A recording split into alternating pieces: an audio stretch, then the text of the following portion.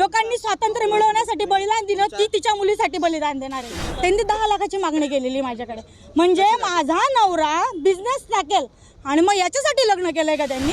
माझं 6 जानेवारी 2024 रोजी लग्न झालेलं आहे। मला 8 मार्च 2024 रोजी माझ्या सासरच्यांनी खूप मारहाण केली, मला पैशासाठी त्रास दिला, मला 10 लाख रुपयाची त्यांनी मागणी केली, मी दिले नसता लग्न त्यांच्या हौशीने त्यांच्या पद्धतीने सर्व लग्न काढून दिलं आणि लग्न झाल्यानंतर माझ्या सासूने माझ्याकडचे 11 तोळे 8 ग्रॅम सर्व दागिने काढून घेतले।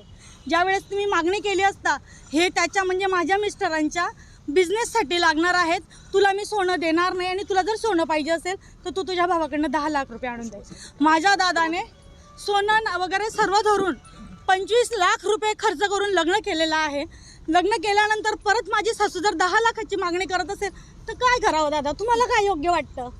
मी त्यासाठी मला त्यांनी 10 मार्च 2024 रोजी माझ्या सासू सासऱ्यांनी, माझ्या मिस्टरांनी, माझे चुलत दिरांनी मला दारापुढे अंगणात सोडून चालले गेले। त्याच्यानंतर मला ते घ्यायलाच आले नाही।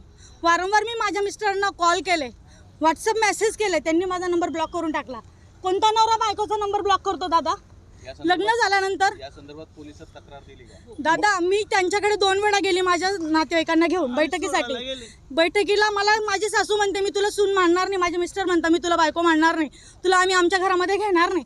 त्यांनी मला घराच्या बाहेर काढून दिलं आणि माझ्यावर नाही ते घाणेरडे ॲलिगेशन केले, आरोप केले।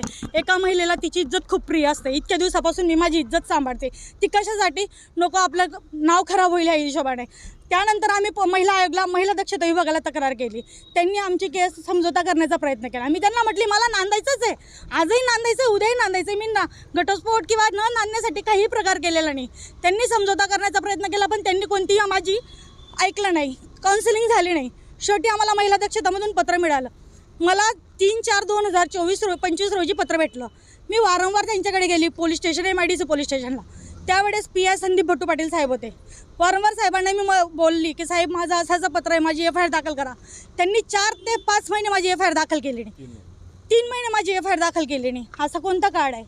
एका FIRला 3 महिने लागतात, मग एखाद्याचा जीव झाली तेव्हा या ना, मग तुम्ही कशाला आज आले?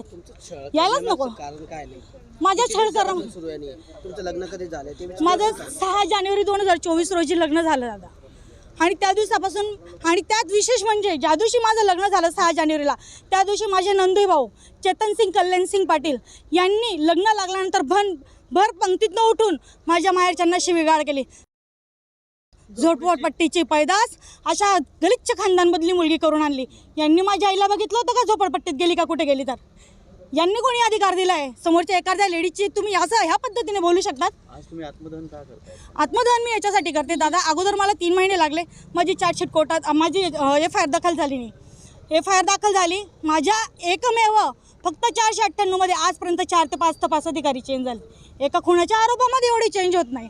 आता माझी FIR दाखल होऊन 6 महिने होऊन गेलेत, वारंवार मी पोलीस स्टेशनला जाते, माझी FIR माझी चार्जशीट कोर्टात पाठवा, हे का नाही पाठवत आहेत? हे म्हणतात 3च जणांचे नाव पाठवू, तुम्ही का 3 जणांचे नाव पाठवणार? जेव्हा कोर्टामध्ये पुरावे द्यायची वेळ येईल तेव्हा मी आहे ना खंबीर। मी जर नावं घेते तर मला कळतंय ना कोणाचे पुरावे द्यावे लागतील, आणि चुकीचा आरोप मी कधी कोणावर करणारच नाही, मला पटत नाही। शेवटी माझ्या आईने तिच्या मुलीला न्याय मिळावा म्हणून आज आत्मदहनाचा प्रयत्न केलेला आहे आणि आज माझी आई आत्मदहन करणारच आहे। लोकांनी स्वातंत्र्य मिळवण्यासाठी बलिदान दिलं, ती तिच्या मुलीसाठी बलिदान देणार आहे। तुम्हाला नेमकं कोणी काय काय त्रास दिला ते सांगा, आणि माझे पोलीस स्टेशनला तक्रार दिली, कोणत्या पोलीस स्टेशनला तक्रार? MIDC आणि तुमची मागणी काय राहणार? MIDC पोलीस स्टेशनला मी तक्रार दिलेली आहे। माझी मागणी काही नाही, मला न्याय मिळावा।